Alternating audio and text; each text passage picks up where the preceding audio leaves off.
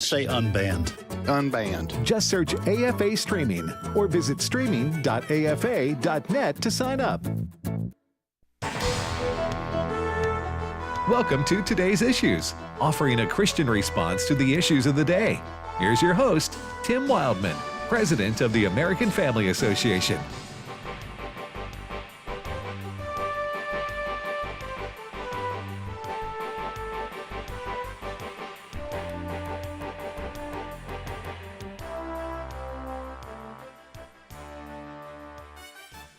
Hey, good morning, everybody, and welcome to the program Today's Issues on the American Family Radio Network.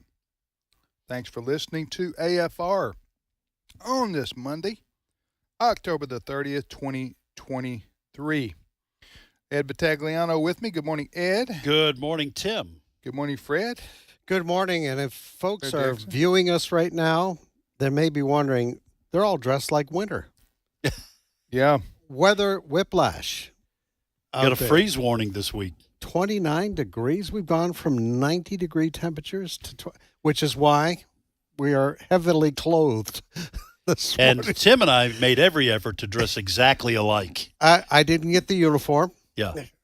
Well, you need to get on our text group. Oh, okay. Because about 6:45 this morning, I texted and said, "What are you wearing today?" And so Seriously, did you guys No, go to the no. same? we don't plan it this We don't way. plan it. God does. But So, these are identical. yeah, it's providential. Did you get yours from Kohl's? That's what I got mine from my wife. Okay. Wherever she got it. So we probably got it from the same place. My son, by the way, Tony, he gets embarrassed when we accidentally wear the same thing. A year or so ago, Because he works here. Yeah. Yes. But we wore the same, at least the same color sweater for his daughter's recital a couple of years ago, ballet, I think, or some sort of dance. I don't know. Oh, it wasn't just a generic sort of black or brown. It was like a white looking kind of sweater. Where you like you planned it. Yeah, and he just gets embarrassed. He just doesn't want to. Look, you sit way over there, okay? Because we're not going to sit here like Twinkies. I made him. Since I am still dad, Yeah. I made him. I said, "You're going to take a picture with me like this." Now, he's grown. He's got 4 kids, but he still had to do it. Yeah, this is the first day I've had to break out the pullovers. Yeah. I guess you say pullovers from now. But anyway, what's happening, Fred, that you're alluding to is there is a cold front moving across the United States of America, and so that is why we are dressed as we are. I was looking at the weather. 50. This is for Tupelo, Mississippi. Now 54 tomorrow, but 29 at Overnight? night. Mm-hmm. 29 tonight, 29 tomorrow night. That's more? That's a frost. That kills the grass and the plants, right? Yeah. Yeah, which is why I put the faucet cover on this morning. Okay. Mm-hmm. Oh, I got to remember to do that. Mm-hmm. Yeah. Faucet cover.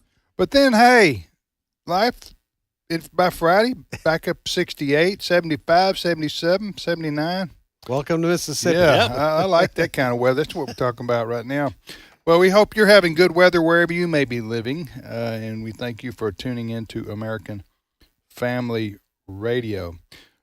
Frederick, what shall you start the news day with here? All right. Well, it's been less than 4 weeks since the massacre there in southern Israel. 1,400 Israeli men, women, and children, yes, massacred.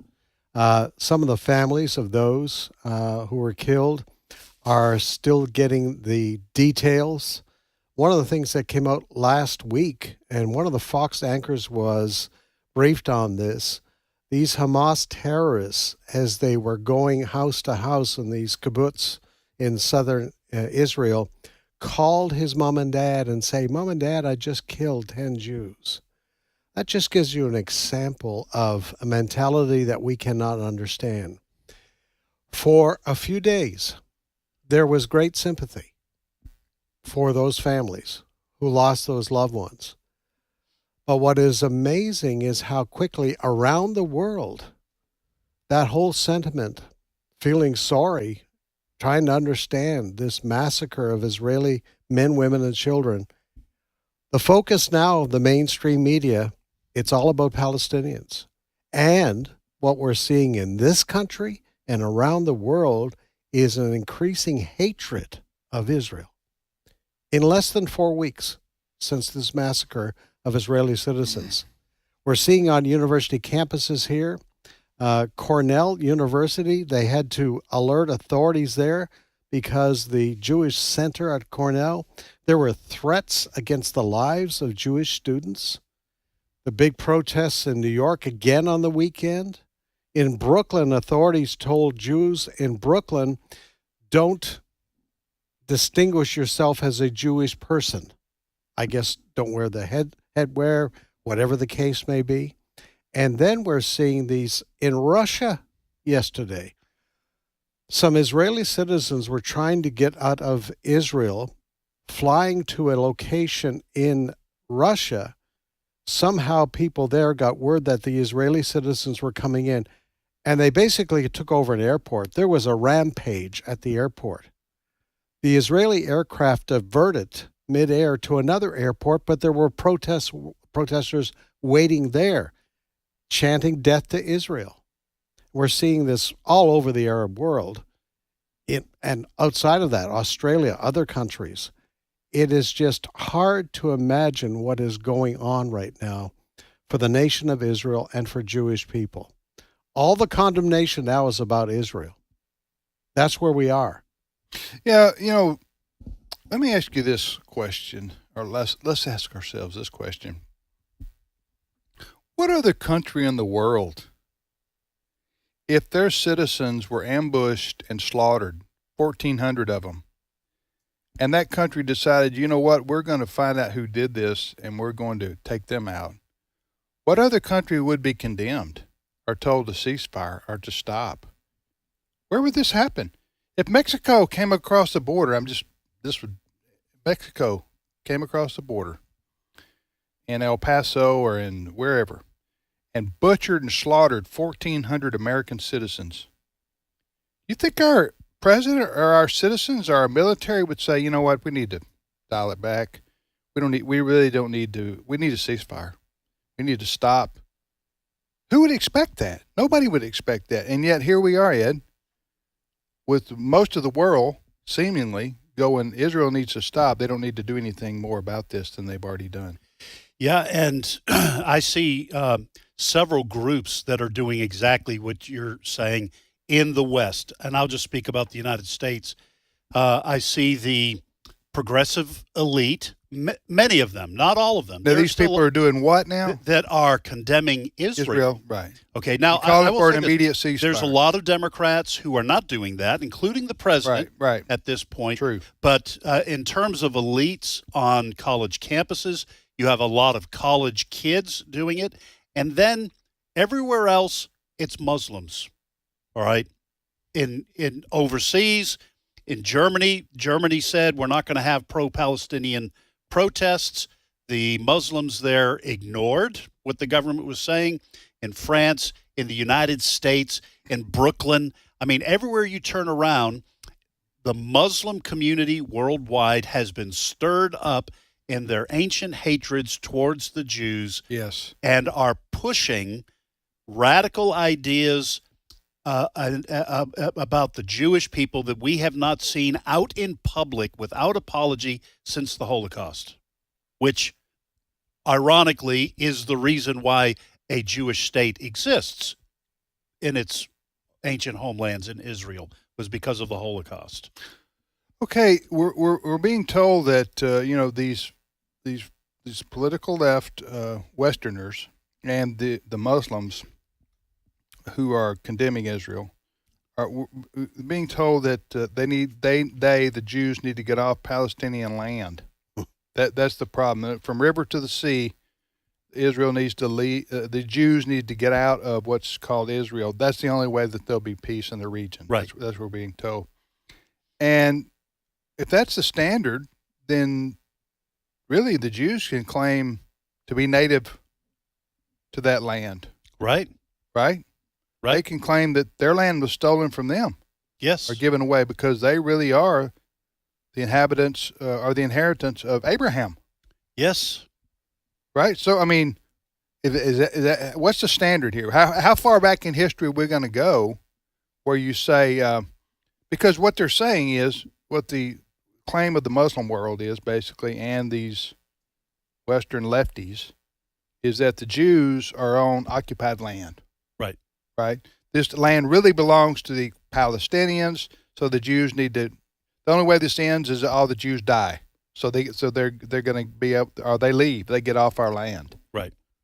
That's the approach that they take. That's the ideas that they push. And that's why when the Bible talks about the fact that in the end times there will be hostility against Israel, that's why you see all these primarily Arab and Muslim countries pointing their hostility towards Israel, because Islam cannot allow infidels, I'm using air quotes, infidels to own land once owned by Muslims.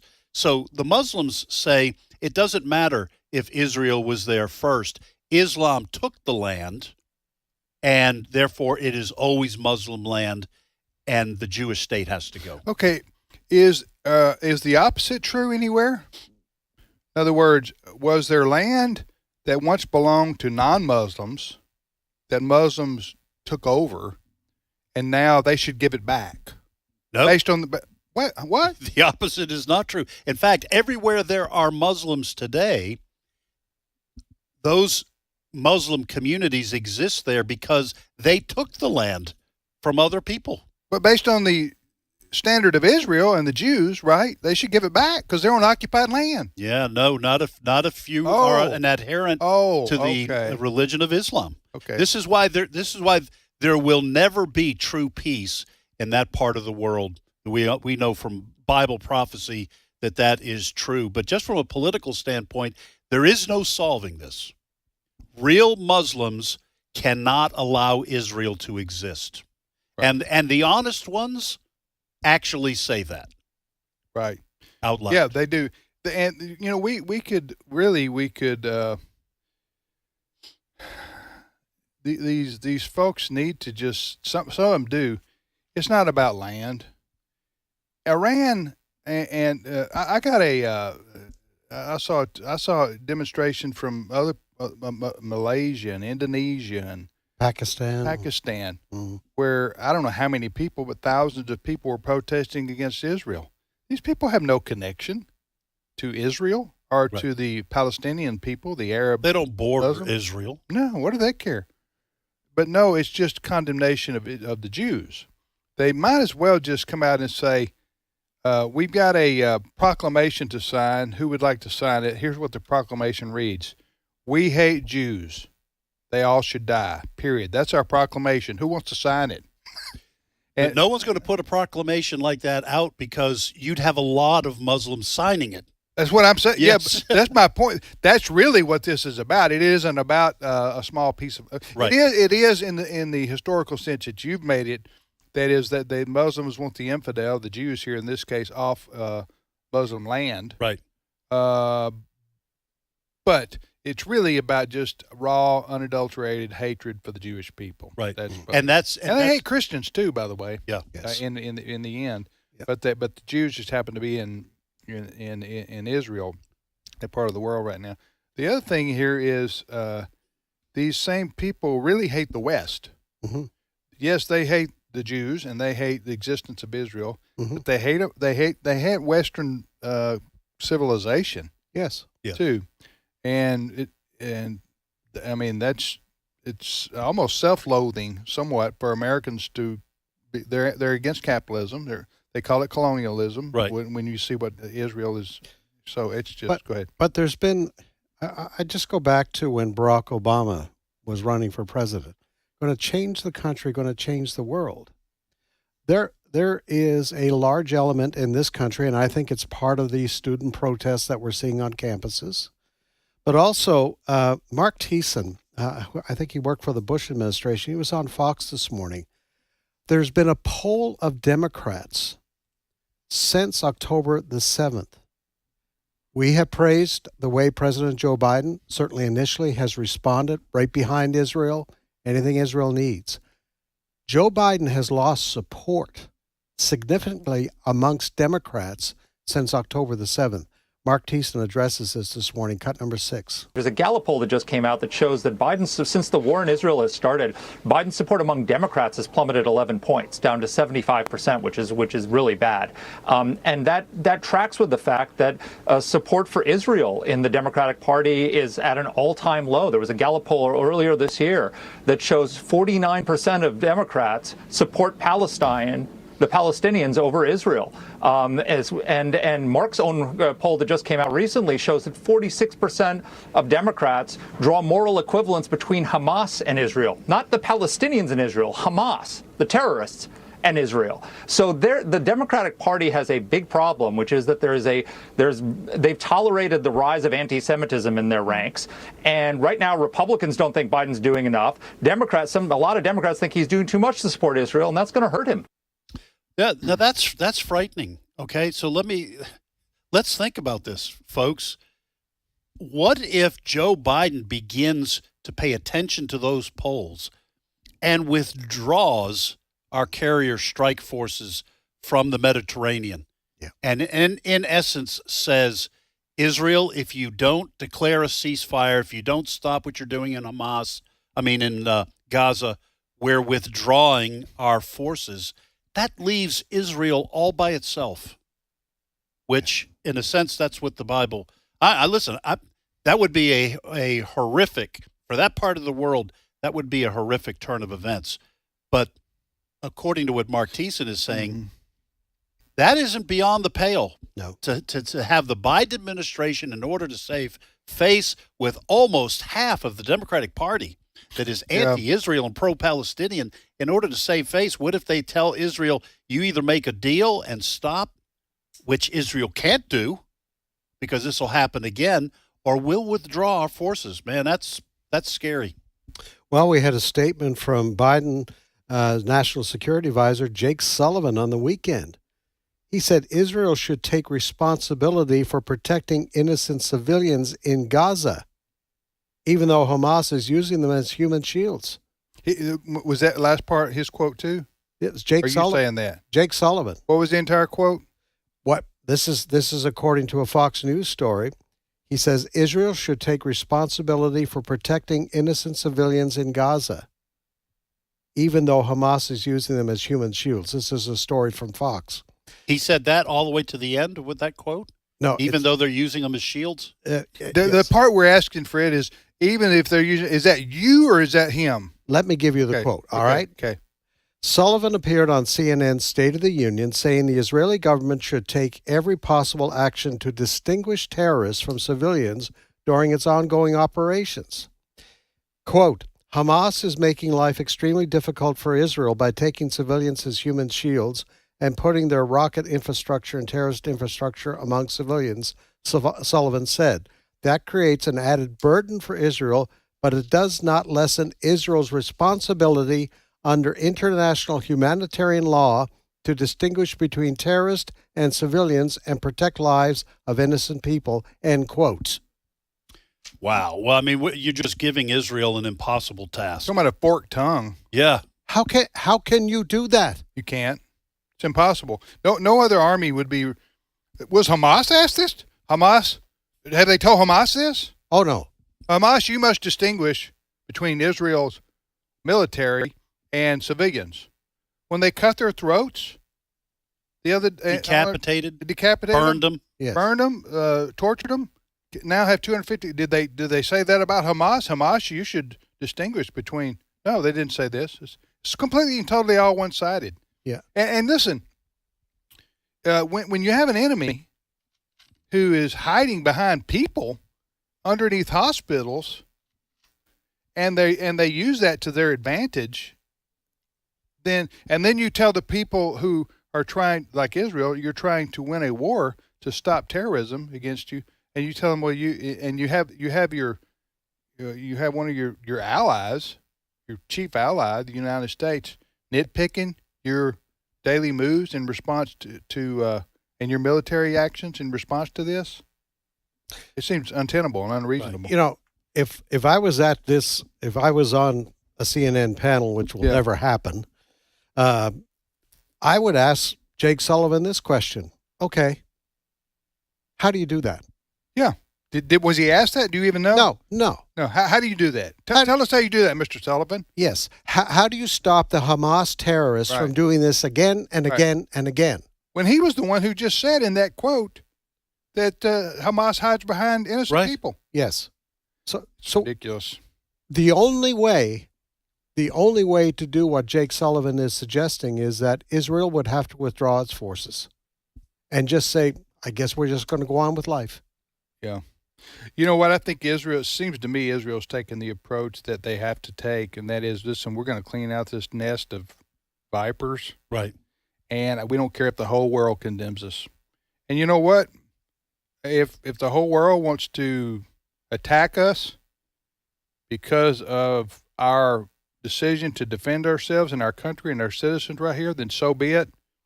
And we'll take the consequences as they come, or we'll dish them out.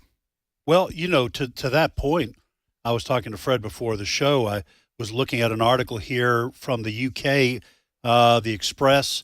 It says Erdogan, that's Recep Erdogan, the Turkish president, has threatened to declare war on Israel and send its military to Gaza because, in fact, said that Turkey can come at any night unexpectedly. By the way, that's really what Jesus will do as a thief in the night, Mr. Erdogan. So the president of Turkey is threatening war with Israel. Yes, threatening to declare war against Israel and has framed Hamas as, quote, freedom fighters. What kind of freedom are they fighting for, would be my question. From oppression by Israel. Okay. That's, well, then, I'm filling in the blank. I know. Listen, these countries really don't care about the Palestinian people. They claim to. They're hiding behind that because they really just it's just a rank hatred for Jews. Right. Okay. Otherwise, so you got Egypt, you have Saudi Arabia, you have Jordan. Those are Arab countries who are Muslim Arab countries. In other words, their religion and their culture is just like the Palestinians, which is the Arab Muslims in Gaza. So you know what, instead of having the world, if they really cared about these people, instead of having the world tinkering on World War III, they could say, you know what, we'll give these people, we got vast amount of land in Saudi Arabia at least, and in Egypt, and we will welcome our brothers, and we ask the world to help, and I'm sure the world would help pay for settlement of some kind. It'd be better than what they say that they live in now in Gaza. But no, Egypt says no, Jordan says no, Saudi Arabia says no. I guarantee you Turkey would say no. Turkey, would you take in some of these refugees? Nope, they probably won't, because they don't care about the people really. They just want to use that as an opportunity to attack Israel. Which is what Hamas is doing. They don't care about their own people either, or they would not hide amidst the civilian population, knowing that they'll get slaughtered in a counterstrike. Right. All right, we're going to take a. By the way, Kirk Cameron will be on with us in just a little bit here on American Family Radio. Fred Jackson here with Ed Battagliano and Tim Wildman. You're listening to AFR. The program is Today's Issues. We shall return momentarily with more of the program. Former Vice President Mike Pence has dropped out of the presidential race, and probably be a few more over the next few weeks. Larry Elder, the fellow from California. Right. He suspended his campaign as well. Supporting Trump. But I don't know why he ever entered the race in the first place. Suspending his campaign. When did it start? We'll be back momentarily.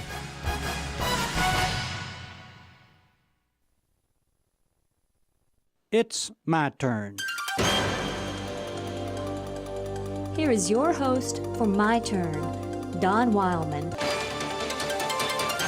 And as you wish that men would do to you, do so to them.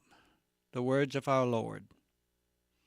Anthony Pino, age 9, came running into his home one afternoon shouting to his mother that his 3 older brothers had fallen into a pond and needed help. It happened when one of the brothers, Reuben, jumped on a plank floating in the pond north of Walsenburg, Colorado, and paddled away from the shore. He lost balance and fell into the pond. Reuben, who was 12, called for help. 2 other brothers, Freddie, 13, and Richard, 10, both went into the pond to save Reuben. Since none of the boys could swim, Anthony ran home to get help. Mrs. Fred Pino picked up the phone to call for help. 2 people were talking on the party line. Miss Pino explained the situation to them and asked them to please hang up so that she could call for help for her boys. The other 2 people refused to hang up. They laughed and ridiculed Miss Pino. She begged them to please get off the line, that her boys were drowning. They refused to do so, continued to laugh and ridicule. Another lady in the home with Miss Pino took the receiver, spoke to the other 2 people, told them again what had happened, and asked them to please let Mrs. Pino make the phone call for help. She too was met with a similar answer. You know, reading such a story, one wonders how any 2 people could be so cruel and heartless. A mother, pleading for only the use of a phone for a few moments in order to call for help for her drowning sons, was laughed at, ridiculed, refused. The story isn't new. As much as we talk about the goodness of man, there remains always the evilness and sinfulness of man. Our Heavenly Father knows something about this type of sinfulness. While he was pleading and begging people to listen, they were intent on carrying his Son to the crucifixion site. While he attempted to be heard, they laughed and ridiculed him. Just common courtesy would have dictated that one should share a party line with one's neighbor. And certainly, knowing of one in Ms. Pino's situation, common courtesy would have said to be of all the help you can. But then not everyone cares about common courtesy. There's still selfishness and hatefulness and sinfulness in the world. For thousands of years, our Father's been trying to get us, all of us, to treat each other like our brothers. And for an equal number of years, we've been refusing. Do unto others as you would have them do unto you. Stupid, silly, out of date, childish. Some people evidently think so. At least they don't think it applies to them. I wish those people could speak with Freddie or Reuben or Richard. Unfortunately, they cannot. They'll have to speak with Mrs. Pino. You see, Freddie, Reuben, and Richard are all dead. They drowned. Do unto others. Think about it the next time your brother is in need. And if you fail to act on it, for your own sake, ask for forgiveness. This has been My Turn with Don Wildman, a production of the American Family Association. Search me, God, and know my heart. Test me and know my anxious thoughts. See if there is any offensive way in me, and lead me in the way everlasting. Psalm 139, 23, and 24. American Family Radio. This is today's issues. Email your comments to comments@afr.net. Past broadcasts of today's issues are available for listening and viewing in the archive at afr.net. Now, back to more of today's issues. Hey, welcome back to Today's Issues on the American Family Radio Network. That's the name of this program. I'm Tim Wildman with Ed Battagliano and Fred Jackson. We thank you for listening to AFR. Kirk Cameron coming up in just a minute. Before the break, we mentioned former Vice President Mike Pence has dropped out. Yeah, he was running a campaign trying to win the Republican nomination, but as we've said here before, he was in political no man's land. Right. A lot of the people who support former President Trump, they consider Mike Pence to be a Benedict Arnold, basically, because he didn't stop the certification of the election. 2020 election. Yep. So so where does he get his support from if not from, and you got Trump still running, so Right. where are you going to get your support from? And it was minuscule, 2-3% maybe of the Republican voters. Single digits, yeah. And he gave it his best shot in the 2 debates thus far, but Right. was not able to get any kind of traction. No, and then Larry Elder, the radio talk show host from California, he dropped out, although a lot of people didn't know that he had dropped in. He dropped in. That was really strange, I thought, because, and I like him when I've heard him on Fox News and other places, very smart guy, but I thought, okay, let me get this straight. You announce you're running for president in the summer, you drop out, and then you endorse Trump. Mhm. I'm going, why did you run against Trump in the first place? Right. There must have been a reason you didn't think Trump was a good guy to run for to be the president, or you wouldn't run against him. Right. So it's kind of odd. I'm not saying Larry Elder does this, but some of these folks do this, I think, just to get their profile raised, and they know they don't have to have a dog chance, okay? But they gets them on TV and maybe gets them in a debate or two, and they can sell more books. Yeah. Or get Former presidential candidate. get more appearances. I mean, why else would you do it? Because I would have thought Larry Elder would have said, I'm not endorsing anybody. I ran because I thought I was the best guy, and I didn't believe Trump was, or I wouldn't have run. Right. Not I endorse Trump now that I've been running for. That's just ridiculous, in my opinion, to have that approach. Don't run in the first place. Just say I endorsed Trump back in June. Right. Okay. But who knows why? Sometimes people do now you things shot like a hole in my plans to announce that I was that. Are running. you for withdrawing president. too? I guess I'll withdraw. Hey, why before don't you I even got announce in. today? Announce today. Fill out Okay? the paperwork. Fill out the paperwork, and then we'll interview you. And then tomorrow you say you're going to suspend your campaign, Yes. and then you endorse whoever you want to endorse. Right. Okay. Whoever will pay you the most money, that's who you'll endorse. And then write a book. and Then write a book about your experience as a president. President. 24 hours as a presidential candidate, Ed. It'll be a short book. What? Short You book. were right. You were able to crack the Italian American vote. You were on your way, but That's DeSantis right. already had that one wrapped Yeah. up. Anyway, that leaves basically former President Trump is way ahead in all the polls among Republican voters. That's clear. But now the two people, they're way behind.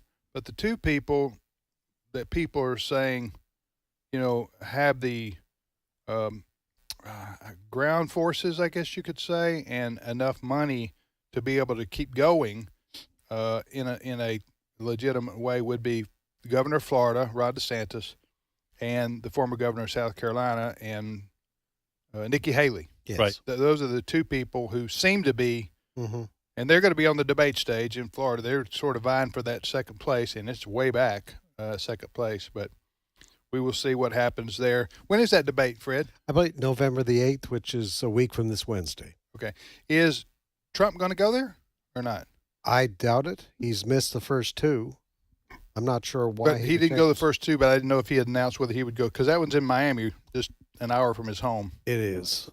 I kind of doubt it, but who knows? We're talking about Donald Trump. Now, Trump did say that he said before he will watch the debates, Mm-hmm. and then he will choose among those who dance before him, who he might select as his VP. I'm not Yes. making that up. That's what No, he said. no, that's Mhm. right. He said he might consider him as Yes. his VP, Mm-hmm. depending on how he feels and how they do. Of course, he's mocking them. And then he said Nikki Haley, he keeps calling her bird brain. I don't know if that's a winner for attracting independent women, but anyway, we'll see what happens there in the third debate coming up November the what? November the 8th. November the 8th. Mhm.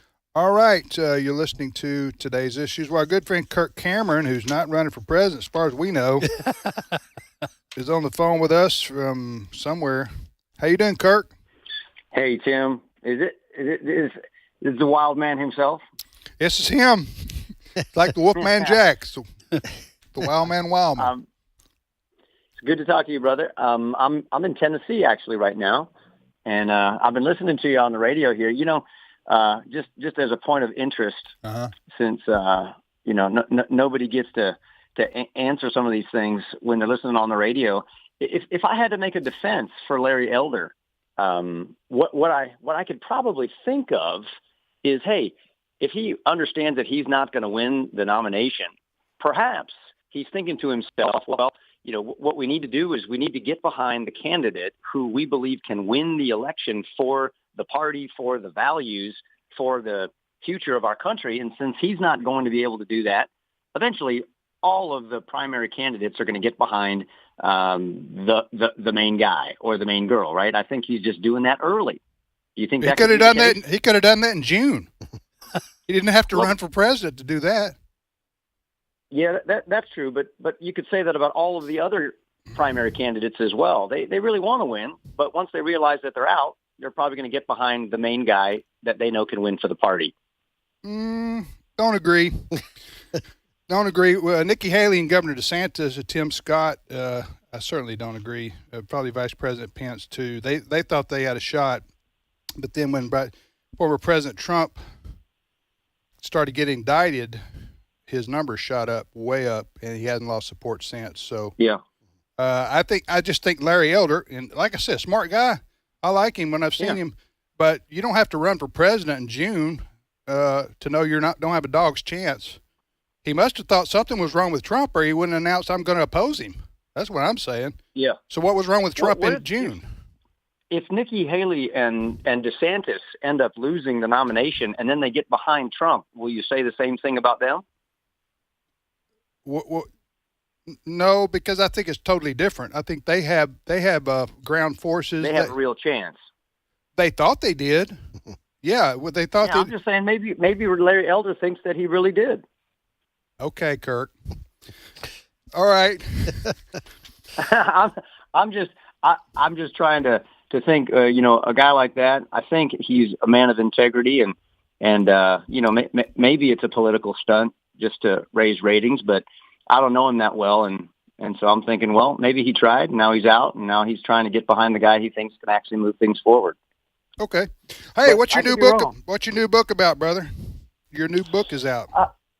This new book is all about loving your enemies, and I heard just such a great little piece here before we came on about doing unto others. And, with the world on fire right now in the Middle East and Ukraine and Russia and here in the United States politically, we've got to give our kids a strategy that will give them some hope. And so I wrote this new book called The Fox, the Fair, and the Invention Scare. And it's all about feuding families that find a better way based on what Jesus said, not to hate your enemies, but love your enemies and do good to those who hate you. And then you'll be like your Father in heaven. So I'm really excited about it, and I'm hoping that people will get their hands on it and teach their kids to stop hating one another, or else we're just going to blow the world up. We got to find a better way. Kirk, Ed Vitagliano here. This is another book from Brave Books, correct? And this approach that you're taking in writing children's books, I think is not only is it biblical, but I think it's very wise because that's the next generation. And the other side clearly takes seriously the teaching and instruction of children, whether it's in public schools or on television, on Disney programs. They clearly believe that children can learn a worldview. This is a very wise approach that you're taking. What's the reception been like for the series of books, children's books that you've been writing? Well, the reception has been good, but what you just said is it is so insightful. I think you're exactly right. The progressives, the left, those who are looking to fundamentally change the value set in America, I think they take Deuteronomy chapter 6 more seriously than the family of faith in many cases, because they're training up our children in the way they think they should go when they rise in the morning, walk along the way, and go to sleep at night.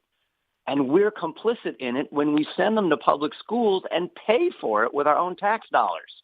So they are doing they're doing it right. They've picked up our biblical playbook, and they're running the plays better than we are when we think we can compete with a 1-hour Sunday school class up against 7 hours a day, 5 days a week in a government school. So good for you for pointing that out. And I see parents all over the country waking up. They're coming out of the woodwork. They're recognizing that we have really missed the boat. And they're wanting to take back education for the sake of the future of their kids. And they're either pulling them out of school, or they're going to school board meetings and standing up, or they're home educating their children, putting them in private schools, and understanding that Christianity is not just about an Awana class. Christianity is about math and history and science and media and movies and music and TV and everything else. We've got to create a comprehensive worldview that encompasses all of society and culture. And that's why I appreciate American Family Radio and all that you guys are doing to help fill that out and unpack that for us. Kirk, Fred Jackson here. I want to get your comments on what we've been talking about earlier in the program today. Among other things, the protests against Israel on so many university campuses, and beyond just a simple protest, but calling for the elimination of the Israeli state. You've been looking at our country's education system now for a long time and kind of outlining for us the problems that you see. But a lot of people are just astounded that it's almost a cancer that has broken out on our university campuses of hatred against Jewish people and hatred against the Jewish state. Any thoughts on that? Yeah. Well, I'm just as grieved and as concerned as you or anybody is about this. But again, great revivals in America and in other countries have happened on university campuses. They're revolutions of ideas, and it can either go from good biblical ideas to horrible progressive ideas, which in reality are regressive, back to old pagan, ungodly ways, or they're revolutions of ideas that go from pagan worldviews to biblical worldviews. And that was the Reformation, right? That was the Great Awakening here in America and in Europe. And now we're seeing a Great Awakening or a revival of these Marxist socialist ideas in the West. And that's the way you really do it, is you get the young people who are passionate, who want to change the world. They want to know who they are, their identity, their purpose. They want to be revolutionaries and make a lasting difference, leave a legacy. The problem is, this is what happens when we think we can do education without God at the center. Mm-hmm. Without the sun, all the planets drift into space. If they're not orbiting around the sun, they lose their way and they get sucked into any black hole that draws them in. And that's what's happening to our kids. Through education, they've lost their way because God is no longer the centerpiece that holds everything together. Yeah. But we can get back to that. And that's what I'm trying to do through these books. That's what you're doing through American Family Radio. And that's what a lot of other people are beginning to do because their eyes are opening up. I would also say certainly the secular-minded educational system that millions of kids are exposed to, but I also add what just as powerful to me as pop culture that is anti-God in many ways. Mm-hmm. We see that influence too, right, Kirk? Yeah, absolutely. Yeah. It's not just godless; it's anti-God. Right. And I guess even more specific, we could even say that, it's a false God that's replacing the true God in the hearts and minds of these kids. And we become our own standard. We become the ones who get to define sexuality, relationships, love, marriage, and education. If we remove God, we're going to replace God with something else. And that'll be secular humanism, that'll be Islam, that'll be atheism, whatever. And that's a bad deal. Mm-hmm. We know where that leads because history's told us. And what we need to get back to is God's good and glorious standards found in His Word. The title of Kirk Cameron's new book is The Fox, the Fair, and the Invention Scare. And Brave Books is where you can get it, or any of Kirk's books. So you're in Tennessee, like you're in Nashville area or somewhere? Where are you? That's right. I'm in Nashville. Okay. And I'm learning my Southern. You know, we've been working on that since we've been friends, Tim. Yeah. I've been learning how to use y'all in a sentence, and I might could, and fixing to. Now, and if you can learn to use fixing on a regular basis and it sound natural, I think you'll blend in. I really do. Yeah, I might could do it if I keep practicing. And Tim, sound like I you're heard a mocking joke. us, though. I heard a joke. You know, Tim, you're so Southern. You know how Southern you are? How's that, Kurt? You're so Southern, you hold your pants up with a Bible belt. Oh, that's funny. Oh, man. Okay. Well, listen, you go get you some turnip greens and mashed taters, all right? All right, Kurt? bro. All right. All right. Love you guys. Get them out to Cracker Barrel. Okay, all right. See ya. We'll do Waffle House after that. All right. Hey, you're getting scary good at this, brother. Yeah. Thank you, Kurt. I know. I tell you. All right. Appreciate you guys. Yeah, Keep up right. the Great work. Appreciate you. I tell you, these regional stereotypes are hurtful. You think what he was just saying is a regional stereotype? Cracker Barrel followed up by Waffle House? They have Waffle House in Chicago. Do they? Yeah, you just walk in, you get your car jacked, you come back out, you call a ride. Get carjacked. But you get to watch the carjacking while you're inside While you're... the Waffle House. Can I get it, man? Can I get another cup of coffee? Right, I'm going to be here a while. They just took off 4 of my tires.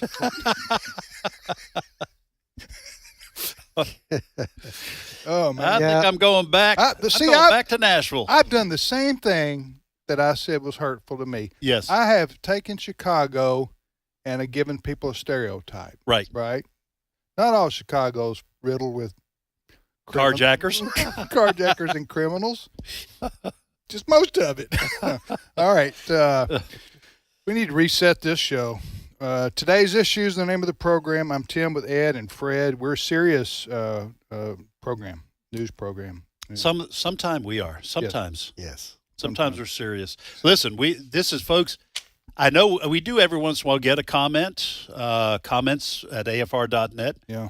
But that's critical of the levity that we sometimes have here. Y'all joke around too much. The world's on fire. The world's on fire. Well, you know what, folks? It's the only way we can report on the world being on fire on a regular basis. Right. Is we do have a little bit of fun. Got to. All right. Fred, what's our next story? I'll tell you what, in the midst of all the bad stuff going on in this world, I was blessed last week when Congressman Mike Johnson of Louisiana was elected the House Speaker, and I listened to his first speech. And I knew a little bit about him before he won that race for House Speaker last week.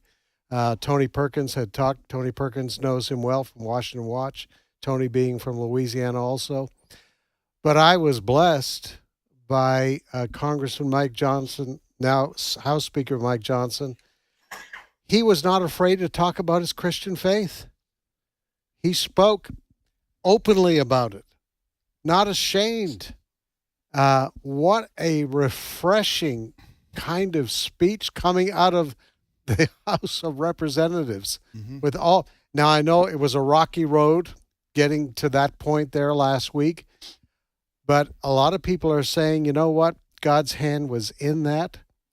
I think if there had been a bet on who would get the House Speaker job, people would have said maybe Jim Jordan, right, or Scalise. But Mike Johnson wasn't on anybody's radar. Right. But all of a sudden he was. And a lot of folks are saying this is the kind of man who is needed for such a time as this. And he doesn't back down. He had prayer with the Republicans. It was amazing to see. But I also predicted with all of that, what he had to say, what I was seeing, that the mainstream media would go ballistic. We saw a demonstration of this on the weekend. Jen Psaki, who used to be Biden's White House spokesperson, has her own show now. on MSNBC, I think it is. And she did not waste any time on the weekend going after Mike Johnson for his Christian beliefs and trying to paint those beliefs as a threat to the nation. Have a listen. Here's a little bit of Jen Psaki. You'll hear a little bit of Speaker Johnson and her reaction to it. Cut number 8. First glance, Mike Johnson does seem fine-ish. Conservative, yes, but he once started a civility caucus with a Democrat. And I mean, if nothing else, he wears a suit and has glasses. How threatening can this guy actually be? Well, he gave us all a little clue as to how he would govern in an interview this week. I am a Bible-believing Christian. Someone asked me today in the media, they said, it's curious, people are curious, what does Mike Johnson think about any issue under the sun? I said, well, go pick up a Bible off your shelf and read it. That's my worldview. You heard that right. The Bible doesn't just inform his worldview, it is his worldview. In fact, during his first speech in his new job, Johnson suggested that his election as Speaker was an act of God. Talk about a bit of a humble brag there. Listen, that kind of thing that we just heard from Jen Psaki, and she went on for, I think, almost 4 minutes, basically criticizing Mike Johnson and his Christian beliefs. First of all, you want to ask Jen Psaki, so can we make certain assumptions about atheists who are in Congress, or people who may not be atheists but are agnostic, or who are secular? Are you going to criticize the members of the House of Representatives who are Muslim? Mm-hmm. You're gonna examine the Islamic beliefs that they hold. When you're on a network like that, and you said she's on MSNBC, when you're on a network like that, you are playing to, admittedly, a very small crowd, a very small sliver of the U.S. population, but you are playing to the crowd that hates God and therefore hates Christianity and thinks if you are a Christian and you are in the House of Representatives, you need to toss that into your backpack when you do government business. And Christianity should never inform your beliefs or the way you vote. But she's got her own show, so she can say whatever she wants without being challenged. But I think we just entered a stage, too, that politicians, and all politicians, bring their convictions, bring their worldview into the legislation that they want. But what she's saying, he just told us that his biblical worldview, what he believes about the Bible, what he reads in the Bible, she is saying because he lives according to those values, he is a threat. She used the word threat. To this country. Right. And it's not just Mike Johnson, folks. I believe many Democrats believe Christians in general, Bible-believing Christians, are a threat to this country. Oh, yeah. That's the old line. They've been using that for a long time, by they being the secular lefties in this country. We're the ones that people should be scared of and worried about. And by the people who believe in the Bible. Right. What she's insinuating about Mike Johnson is he's going to use the Bible and force everybody in the House of Representatives to be baptized. Right. And furthermore, if he's Baptist, they're going to have to be dunked in front of or submersed in front of the House of Representatives, and that's the only way they're going to be able to maintain any kind of role. Because we know all Christians are theocrats. Right. They want to establish a theocracy. That's exactly what they want you to believe about people like us. Right. So they scare people by saying these people are going to use the Bible to enforce the Bible on everybody. Right. Which is ridiculous, but that's how they scare people into not liking us or hating us in some facts. We'll be back in some cases. We'll be back momentarily. The views and opinions expressed in this broadcast may not necessarily reflect those of the American Family Association or American Family Radio. Faith, family, freedom. American Family Radio. So I found a dress for the party. Awesome. Not really. I went to try it on, but Emma, there was a man in there. A man? I told customer service, but they said It's our policy. What? Target allows men into women's restrooms and changing areas. The American Family Association is calling for a boycott of Target until they reverse this misguided policy. Sign the pledge at afa.net. This is American Family Radio, a listener-supported ministry of the American Family Association.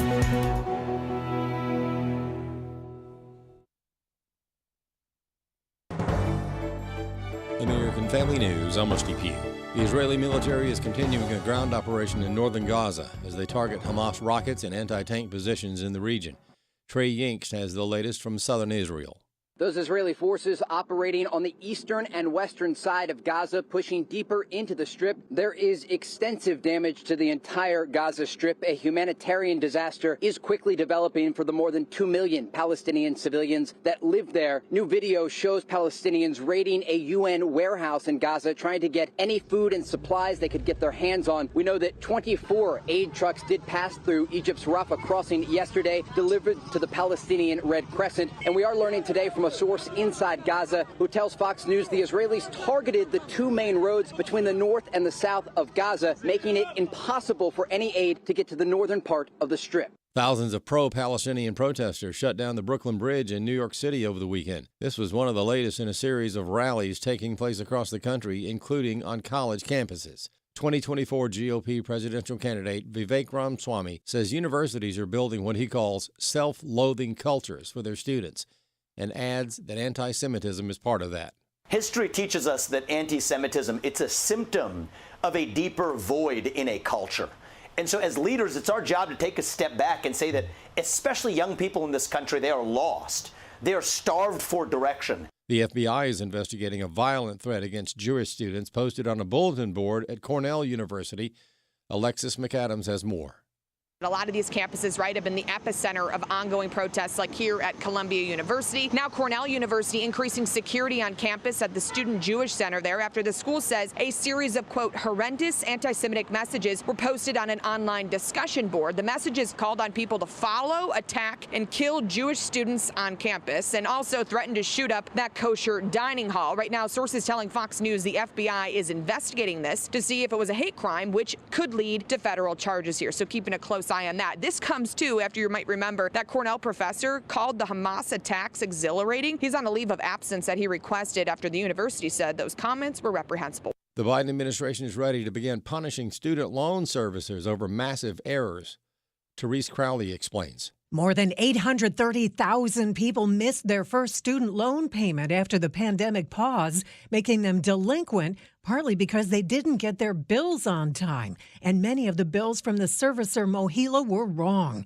Some people got bills for $10,000 a month. A few got $100,000 bills, reports the Washington Post, because the servicer set repayment terms at 1 to 2 months instead of 120 to 240 months. Video games may be a super fun pastime, but they may be causing more harm than good in kids and teens. Video games have changed a lot since Pac-Man first came out back in 1980. Video games today are immersive, emotional, and gripping, with 20-hour-plus storylines. I don't know what to do. Yes, you do. Melanie Hempy of the organization Screen Strong explains how games have changed. Video games are not what they used to be. They are very highly scientifically designed to capture our kids and keep their attention. Batman! You can hardly get into the game long enough, after 30 minutes to even get started. She explained games today go for the full experience. All I wanted to do was to save you. So the immersive games, all of the different Army games, of Fortnite especially, Call of Duty, Grand Theft Auto, World of Warcraft. Rachel, we're out of time. You gotta jump now.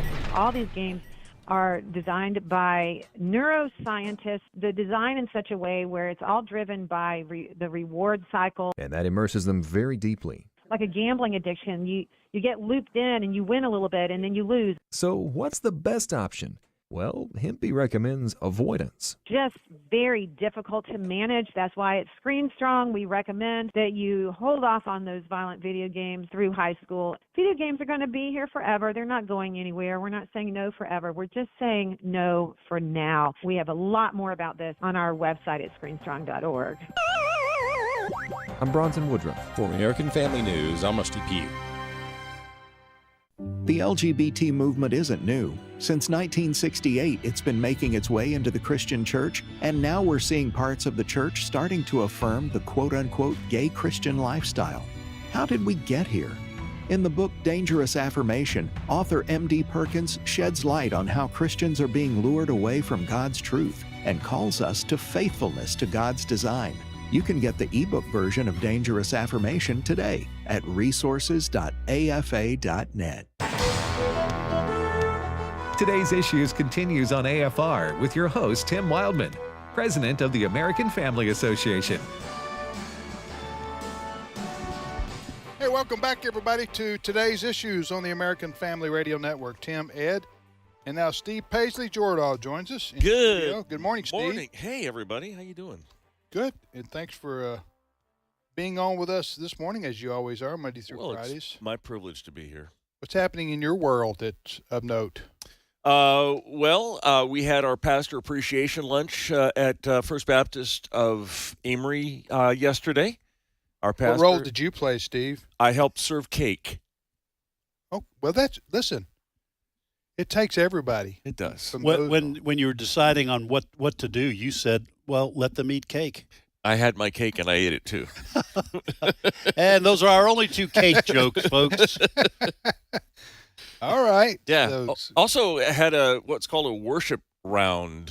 We were at Longhorn Steak and Fish and Steakhouse. It's not the national chain Longhorn. It's a local Longhorn. Very, very good food. And you know the American Idol winner from, I think it was 2016, Trent Harmon? He was don't watch. He beat me in the last round. He did. I know it was sad for us. I really don't want to see his face. Well, he led it. There was about 300 people in there. Good. Wow, former television star. Basically, he lives there. That's his restaurant. His folks own that restaurant. Well, there you go. He's from Amory. I didn't know that. Yeah. Mm-hmm. He's not a television star. He's a rock and roll star, a country star. Okay, Steve. Songwriting. He was on TV though, right? Yes. Okay. And he won. 2016. He won. He was the last one on. So he won on TV and became famous because of it. Kind of became a star. Kind of like Larry Elder. Kind of like Larry Elder. Oh, we go back to Larry. Poor Larry Elder. Next topic, Steve. All right. Hey, so I know you guys were talking a little bit about anti-Semitism going on in the college campuses, but it's going on around the world. There was a disturbing episode that happened in Russia. A flight from Tel Aviv to Russia's Russian airports had to airport had to redirect because there was a mob on the ground at the airport of Russians looking for Jews to kill with a knife or shoot.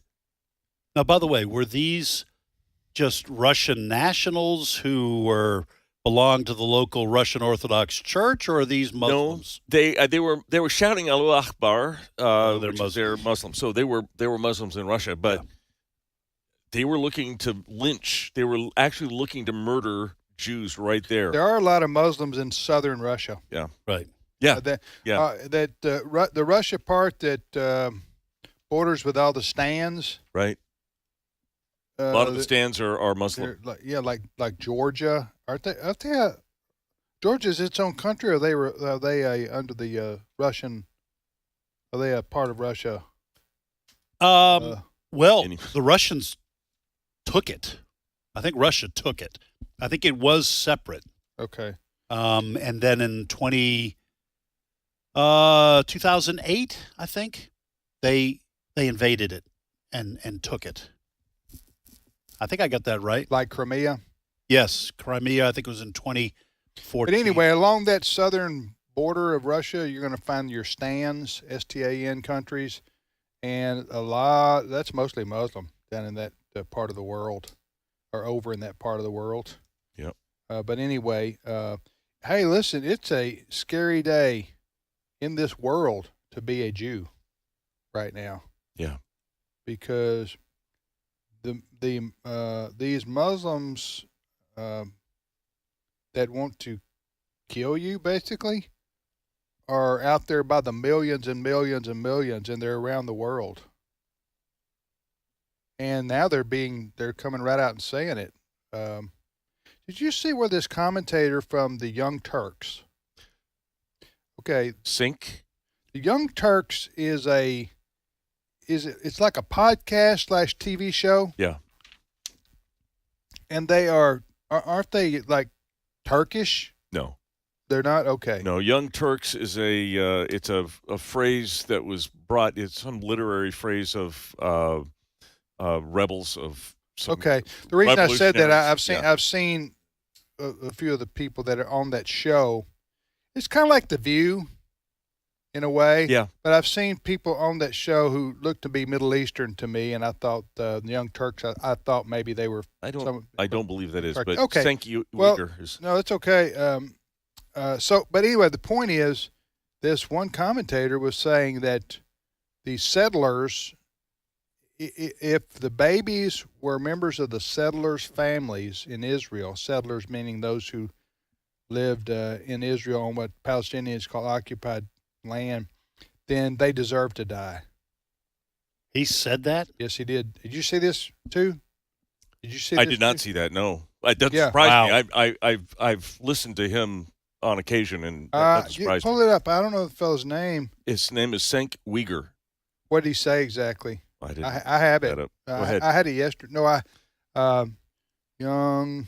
Anyway, the point of bringing this up is that sentiment is being said out in the open a lot. To my original point on why if you're a Jew in the world today, you've got to be concerned, worried, scared for your life and for your family, because the way that this open anti-Semitism is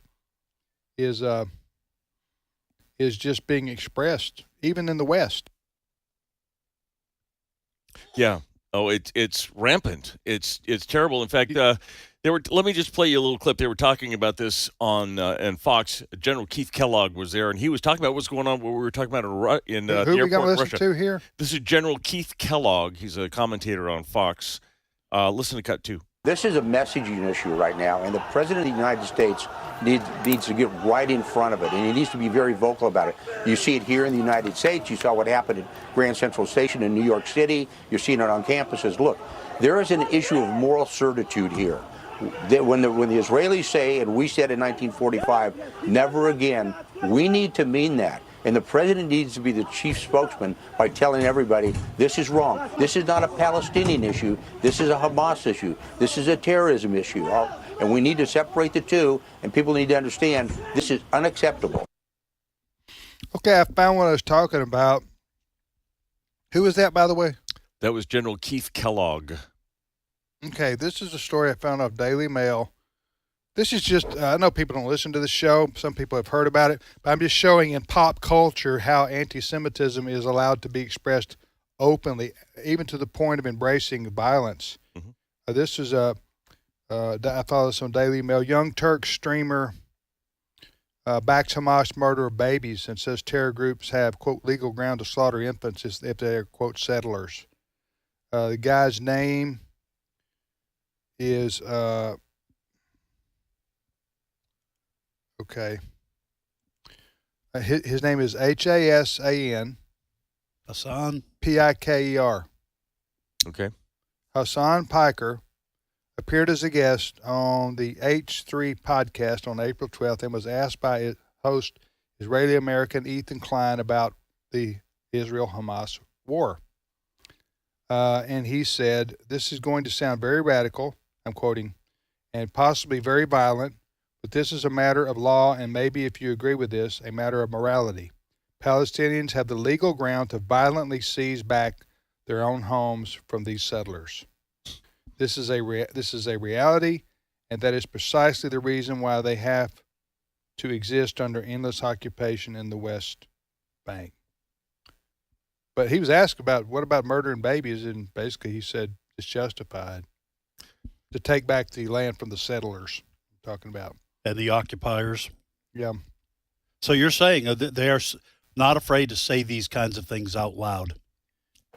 Now, there is some pushback going on, especially from very wealthy Jews in this country who have been shocked by what's going on some of these liberal university campuses, where openly people openly embracing Hamas, the students, and then you see the administration, professors, in some cases even the CEOs of that's not what you call them in most universities, presidents of most of these universities, and they're saying they're embracing Hamas out loud, and now some of the Jewish alumni are saying, I'm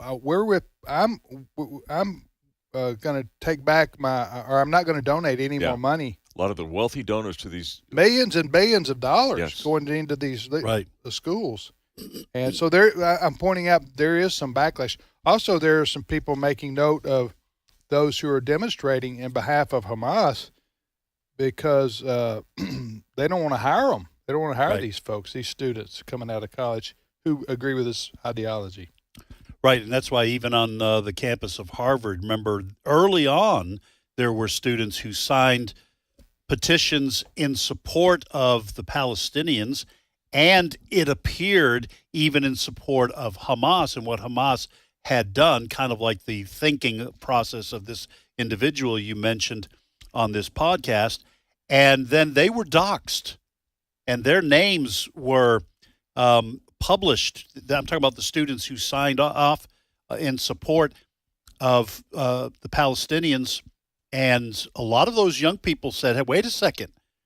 They understood that this could have severe consequences later on when they went to apply for a job. Oh, you were in support of Hamas.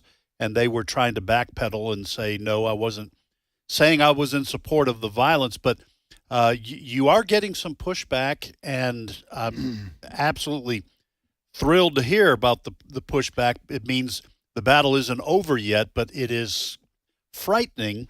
I would imagine if you're Jewish in this country, thinking this kind of thing would never happen here. Right. Where was it? Where the Jews, was it in Brooklyn? Where was it the Jews were told not to Brooklyn? It was Brooklyn. Wear any clothing that would identify you. If you're a young man that was it the yarmulke? Yeah. Right. That aren't you supposed to wear that I think it's head covering all the time? I believe that's a requirement. So your police are telling you don't identify yourself as a Jew, you might not be safe. Yeah. Well, on the other side of that coin, do you remember a couple of weeks ago there was a law professor at Berkeley? His name was Stephen Davidoff Solomon, Jewish law professor, and he said, don't hire any of the students from my law school, from Stanford Law or from Cal Berkeley Law, because they're all anti-Semitic. Don't hire them. Well, we'll find out. Listen, these secular progressives in this country, that's this hatred for Israel and the Jews, that's how most of them think. Yeah. I guarantee you, even though Biden is thus far supporting Israel to defend itself, I guarantee you at least half of the people that work for his administration are going to be people who are against Israel. You heard that in the cut that Fred played earlier. Yes. The poll. That was chilling. Yeah. That almost half of Democrats, I think it was 46% or something. Yeah. Do we still have that lined up? That Mark Thiessen cut 6. Let's hear that again. Now, folks, this is a discussion of the percentage of members of the Democratic Party in a recent poll, might have been a Gallup poll, we'll find out, who are pro-Palestinian, and as to what influence this will have on Biden's foreign policy going forward with regards to what's happening, we'll have to wait and see. There's a Gallup poll that just came out that shows that since the war in Israel has started, Biden's support among Democrats has plummeted 11 points, down to 75%, which is really bad.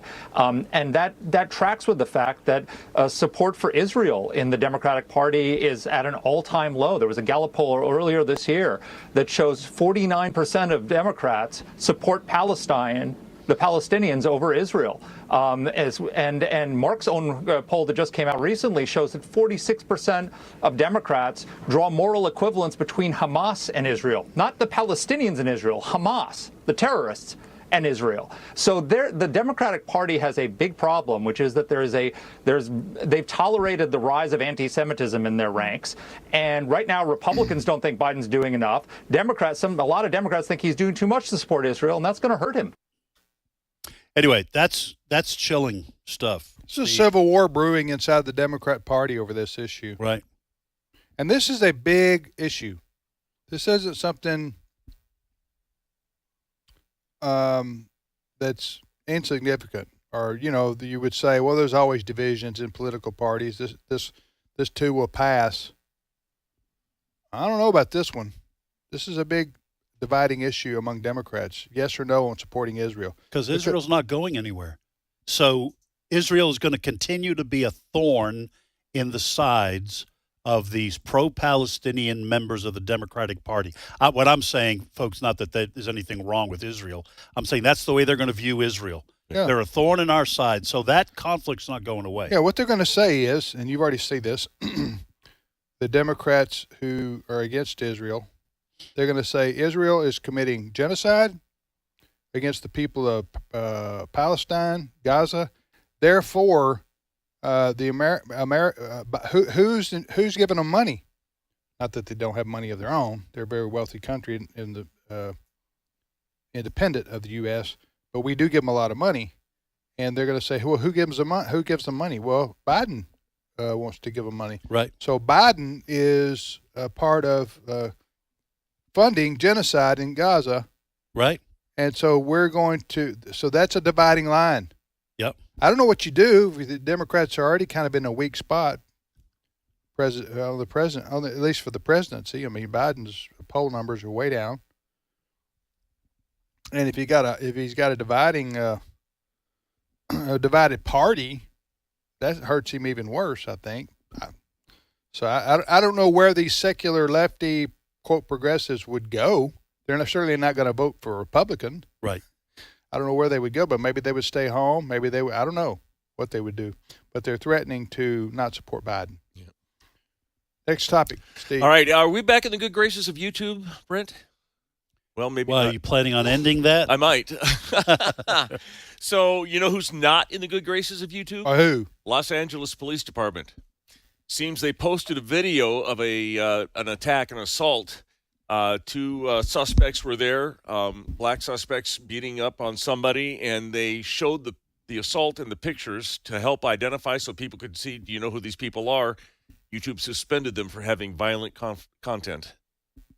What? Are you kidding? YouTube suspended the LAPD because it put violent content on its YouTube site in hopes somebody would recognize the people who did the beating. What, do they have a across the board no violent content on our? Apparently, yes. That's my question. Well, and if that's the case, then I could appreciate that better than what it seems to be at first glance when you say something like that. That is, they are defund the police. Well, I have seen plenty of violent content on YouTube. Okay, well, there you go. Yeah. That's where I go for my quality violent content. That's right. I watch hockey highlights or something, and somebody getting thrown into the stands. Yeah.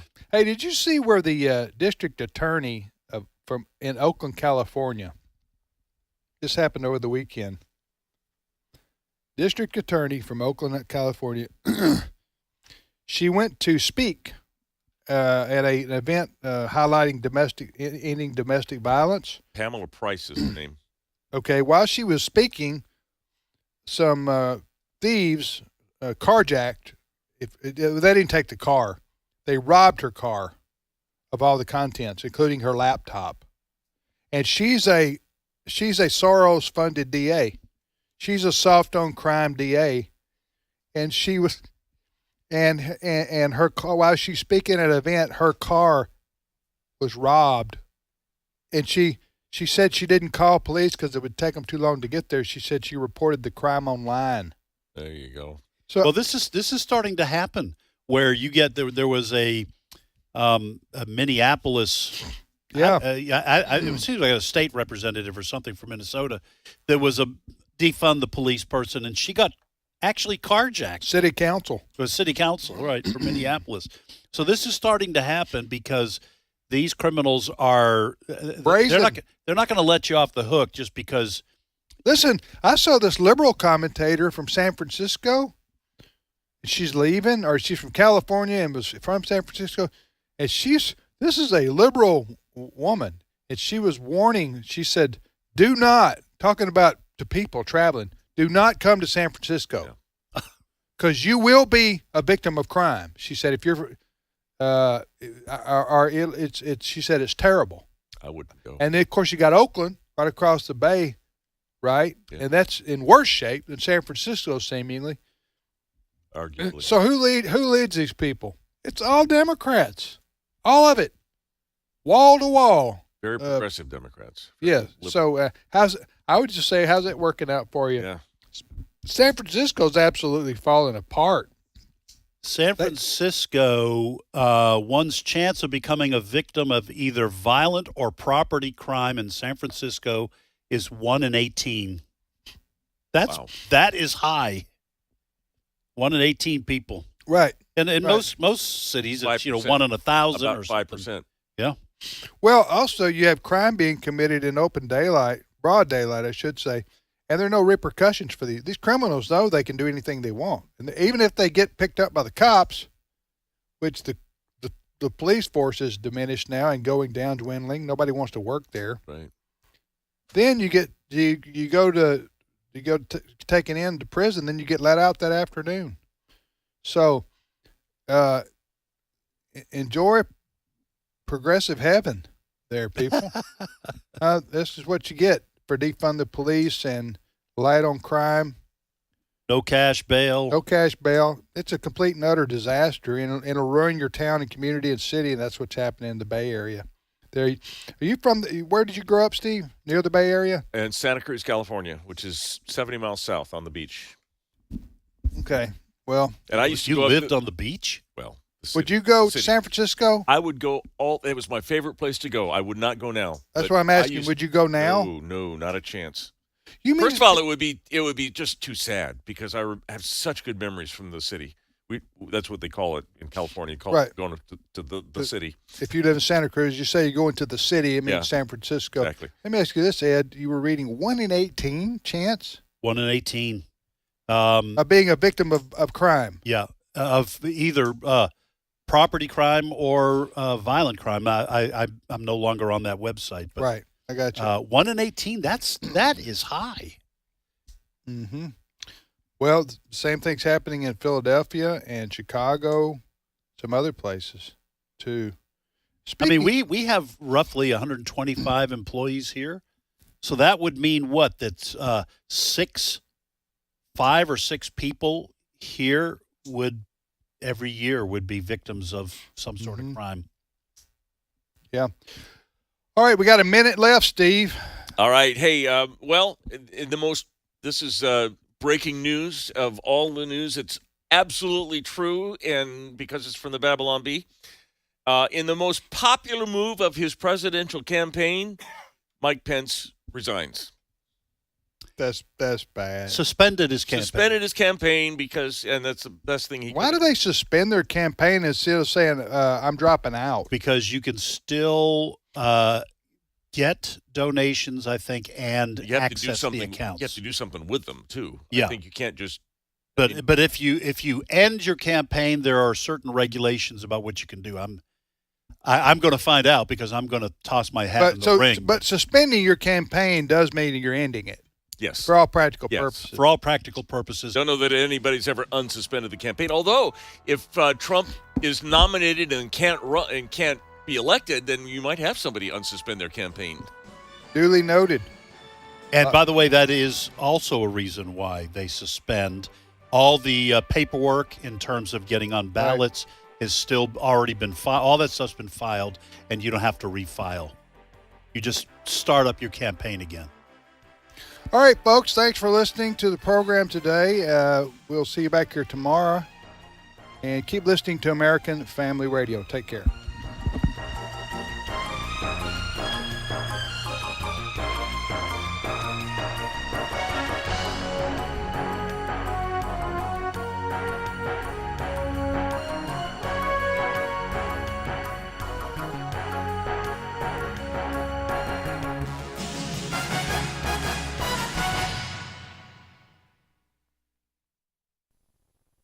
The following is not an actor, but a real-life story from Trinity Debt Management. I had numerous credit cards, and I was struggling with paying them off. If you're in debt and you need help, call Trinity at 1-800-788-1813 to talk to a certified counselor. I had heard about Trinity, so I made the call. They took care of all of my credit cards, and now I am completely debt-free. Trinity will consolidate your accounts into one easy-to-manage monthly payment, put a stop to late fees and over-limit charges, reduce your interest, and possibly improve your credit score. You'll save thousands. The people at Trinity are very friendly. They will do whatever you need them to do in order for you to feel better about being in a very difficult place. If your debt has you down, call Trinity at 1-800-788-1813. My name is Ann, and I'm debt-free for keeps. 1-800-788-1813.